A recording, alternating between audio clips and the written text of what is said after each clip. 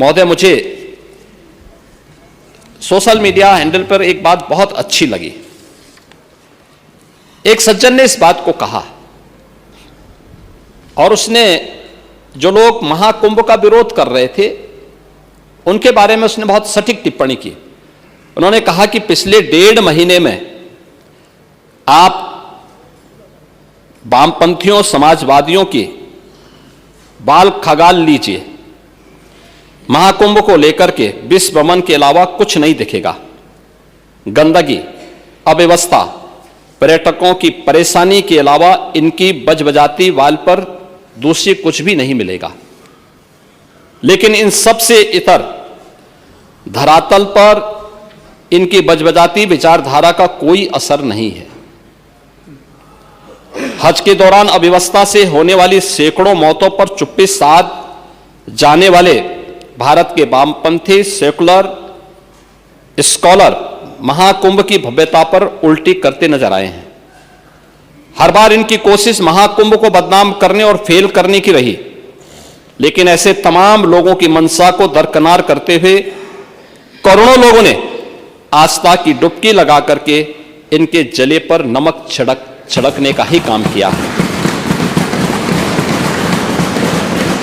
उन्होंने आगे लिखा है कि महाकुंभ के दौरान दुखद हादसा हुआ, इसके बाद भी आस्था और विश्वास तमाम परेशानियों पर भारी पड़ी। तीर्थयात्री समस्त परेशानियों और मुश्किलों का पहाड़ चढ़कर भी प्रयागराज महाकुंभ पहुंचे, वहां से स्नान कर खुशी खुशी वापस लौटे। रिश्तों के जटिल समीकरण का परिभाषा गढ़ता महाकुंभ अब समारोह की ओर है, लेकिन यहां से निकला संदेश हर सनातन के मन में अमिट छाप छोड़ गया है, जो वर्षों तक लोगों की बदकही और कहानियों में जीवंत रहेगा। हर तरफ अपनी मां और बुजुर्गों को महाकुंभ में अनाथ छोड़ देने वाले बेटे रहे हों, तो दूसरी तरफ अपनी सास को पीठ पर उठाकर कुंभ स्नान कराने वाली बहू भी रही है। लेकिन सनातन विरोधियों को नजर केवल गंदगी पर पड़ी। मैं अध्यक्ष महोदय वह चित्र लेके आया हूं। ये देखिए, एक बहू है अपनी सास को पीठ पर लाद करके जा रही है महाकुंभ स्नान करने के लिए।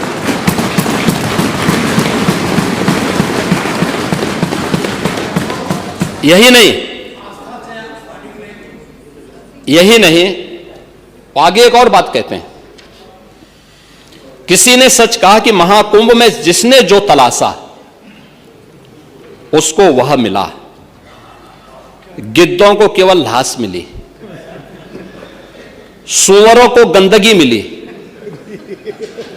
संवेदनशील लोगों को रिश्तों की खूबसूरत तस्वीर मिली, आस्थावानों को पुण्य मिला, सज्जनों को सज्जनता मिली, गरीबों को रोजगार मिला, अमीरों को धंधा मिला, श्रद्धालुओं को साफ सुथरी व्यवस्था मिली, पर्यटकों को अव्यवस्था मिली, सद्भावना वाले लोगों को जाति रहित व्यवस्था मिली, भक्तों को भगवान मिले।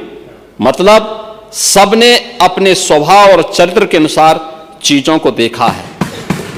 एक ही घाट पर सभी जाति वर्ग के तीर्थयात्री स्नानार्थी बिना किसी भेदभाव के नहाते रहे। सनातन की सुंदरता आखिर समाजवादी और वामपंथियों को कैसे नजर आएगी? लेकिन इनके द्वारा लगातार किए जाने वाले प्रश्न इनकी नियत को ही संदेह के दायरे में खड़ी करती है। महोदय, ये टिप्पणी अचानक नहीं है। ये टिप्पणी भारत की टिप्पणी है, भारत की भावनाओं की टिप्पणी है।